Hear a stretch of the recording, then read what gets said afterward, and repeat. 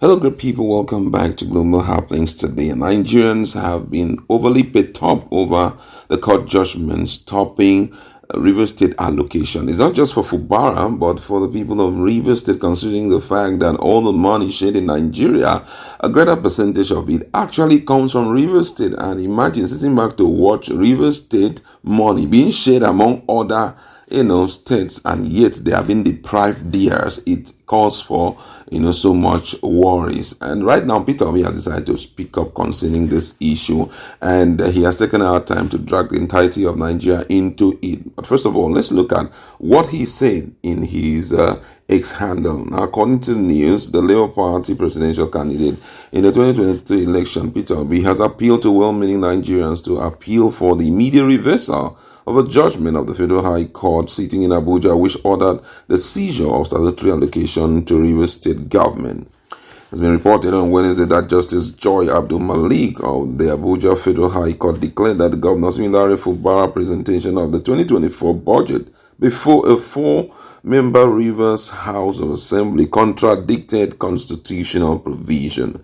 She criticized Fubara's ongoing receipt and use of monthly federal allocation since January, calling it a constitutional violation that cannot be permitted. Justice Abdul Malik further ruled that the implementation of an unauthorized budget by Fubara amounted to severe breach of the 1999 Constitution. In a post via his ex-handle, Peter Obi noted that he often refrained from name-calling or personal disputes, but the court judgment halting allocation to Rivers State and the resulting consequences demand attention. Peter Obi stated that court judgment risk pushing citizens of Rivers State into distress and untimely death by compounding their daily challenges. In his word, he wrote, "In my political trajectory, I have consistently refrained from name-calling or engaging in personal disputes, choosing instead to focus on issues that directly impact the masses, particularly the suffering poor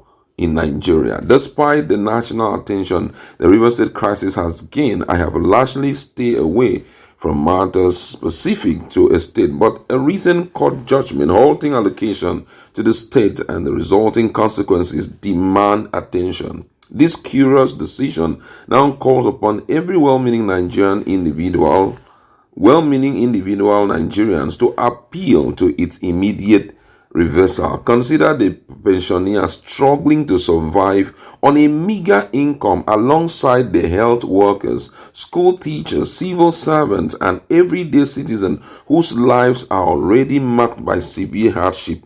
How much more can they endure? This latest development risks pushing them even further into distress, even into untimely death, by compounding the challenges they face each day. As leaders, whether in the executive, legislative, or judicial, our decision and action should be guided by a commitment to the well-being of the less privileged and vulnerable among us. As we work towards a better future for all, we must genuinely care about the poor and prioritize the well-being of every Nigerian. What we do today should lay the foundation for a new Nigeria that is possible. That was exactly the position of Peter Obi. Several other people have spoken over this subject.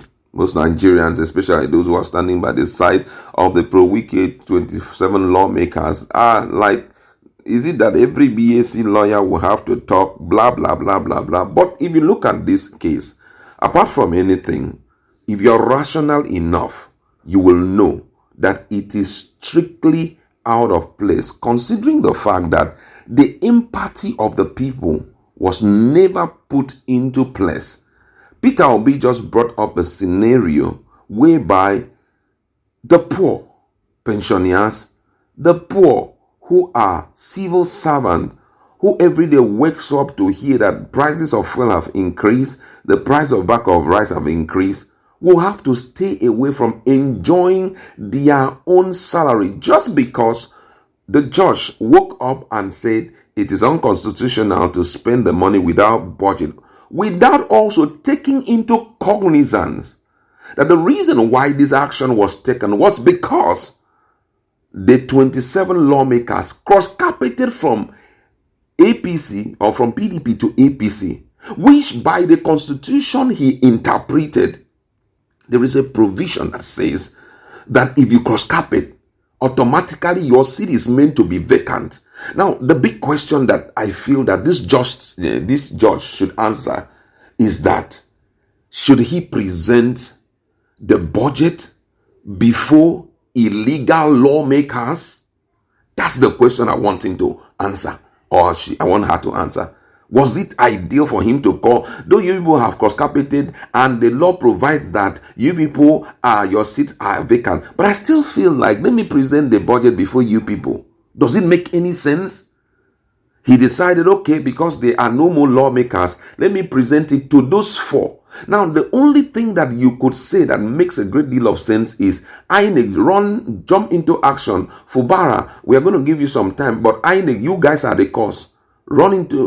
Step up into your responsibility. Make sure 30 days from or 90 days from now, hold an election in Rivers State so that you can elect new legislature. That is the rational thing to do. I always ask that big question because sometimes a lot of people come around to our channel and begin to lambast us. Now we're standing with Fubara, blah, blah, blah, blah, blah. Oga, answer one question. Did the 27 lawmaker, did they cross carpet? Yes. What does the Constitution say about those who are elected on a particular political party that have cross-carpeted? That they have lost their seat. It is self-executory. That's number one. It is self-executory. If it wasn't self-executory, why did they run to the court and demand an affidavit that INEC should not hold election to fill in their vacant seats? Why did they run if they did not know? But they knew that it was the truth. And I want to ask myself a question. If somebody has violated or go against the provision of the Constitution, does it mean that the court can still tell him, though you have violated it, we can still stand by you and stop the impact of the Constitution on your life? It's one of the things I've been wondering. But however, I think beyond this, the judge should think of the situation in Nigeria for now and make the right decision. Because an ideal situation like this, for you to come out with the right judgment, is for you to put yourself in the shoes of those poor people. Mrs. Judge, Mr. Judge, judiciary, let them skip your salary for the next 3 months. How would your family survive? Would you be okay with it? That is one of the big questions that I really want them to answer. But as much as Nigerians are concerned, and as much as the Constitution of the Federal Republic is concerned, those lawmakers, whether they like it or yes, they are illegal lawmakers. They are ex-lawmakers. Why? Because they left their party. It's everywhere. Now I've heard that they have even gone as far as retrieving the affidavit. Why are they doing all of that? And you sit back as a judge and you allow them to do it, and you feel at the end of the day, you feel that you're justified to say what you have said. The next thing, someone will come and say, you that is talking, how many years have you practiced law? My brother, truth, whether it is in the mouth of a child or it is in the mouth of adult, it is the truth. You don't need to mint it the left, right, center. What is good is good. What is bad is bad.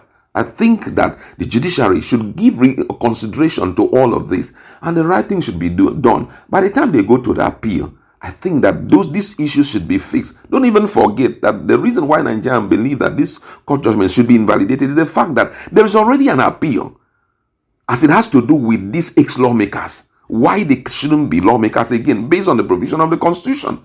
That should be a subject that would have stalled this so-called judgment. But however, who knows what is happening? Someone said that judiciary has been pocketed. Let's wait to see if the appeal court would do the needful. That's what we'd like to leave it. Let's make that conversation and talk more on this.